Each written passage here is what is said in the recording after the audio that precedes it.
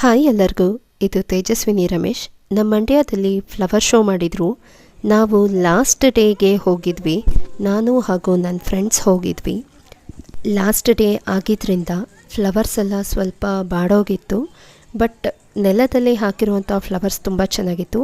ಇದು ಬಂದು DC office park. DC office ಎದುರುಗಡೆನೇ ಇರುವಂಥ ಪಾರ್ಕಲ್ಲಿ ಈ ಥರ ಅರೇಂಜ್ಮೆಂಟ್ ಮಾಡಿದರು.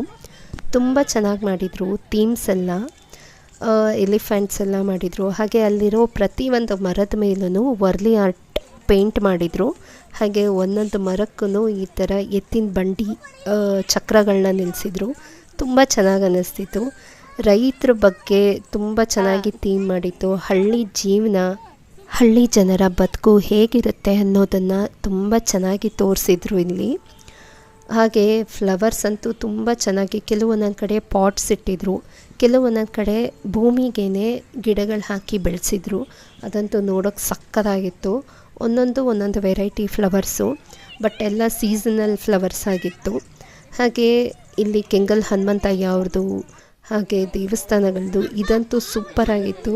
ಒಂದು ಹರಳಿ ಕಟ್ಟೆನಲ್ಲಿ ಹಳ್ಳಿನಲ್ಲಿ ಹೇಗೆ ಕುತ್ಕೊತಾರೋ ಆ ಥರ ಮಿನಿಯೇಚರ್ಸ್ ಮಾಡಿ ಚೆನ್ನಾಗಿ ಮಾಡಿದರು. ಹಾಗೆ ಎತ್ತಿನ ಗಾಡಿ ಓಡಿಸೋದು, ದನದ ಕೊಟ್ಟಿಗೆ ಅದೆಲ್ಲ ತುಂಬ ಚೆನ್ನಾಗಿ ಮಾಡಿದರು. ಹಾಗೆ ಸಂತೆ, ಇನ್ನು ಸೈಕಲ್ ಬ್ರ್ಯಾಂಡ್ ಅಗರಬತ್ತಿ ಅವರಿಂದ ಒಂದು ಹಳ್ಳಿ ಮನೆ ಮಾಡಿದರು. ಅದಂತೂ ಸಕ್ಕತ್ತಾಗಿತ್ತು. ಫ್ಲವರ್ಸ್ ಅಂತೂ ನೋಡಿ ಎಷ್ಟು ಚೆನ್ನಾಗಿದೆ. ಚೆಂಡು ಅಂತೆ, ಆಮೇಲೆ ಇನ್ನು ಪುಟ್ಪುಟಾಣಿ ಡೈರೆ ಹೂವಿನ ಥರ ಎಲ್ಲ ಇತ್ತು. ಬಟ್ ಇದೆಲ್ಲ ಸೀಸನಲ್ಲು. ಹಾಗೆ ಫುಡ್ ಸ್ಟಾಲ್ ಕೂಡ ಅಷ್ಟೇ, ಆಲ್ಮೋಸ್ಟ್ ಮಂಡ್ಯದೇ ಇತ್ತು. ಅದರಲ್ಲೊಂದು ಸಿರಿಧಾನ್ಯದೊಂದಿತ್ತು, ಅದಂತೂ ತುಂಬ ಅಟ್ರಾಕ್ಟಿವ್ ಆಗಿ ಮಾಡಿದರು, ಸಿಂಪಲ್ಲಾಗಿ ಇಟ್ಟಿದ್ರು. ಹಾಗೆ ಇದು ಬಂದು ತೋಟಗಾರಿಕೆ ಇಲಾಖೆ. ಮೇಯ್ನ್ ಫ್ಲವರ್ ಶೋ ಇದ್ದಿದ್ದೆ ತೋಟಗಾರಿಕೆ ಇಲಾಖೆಯಲ್ಲಿ.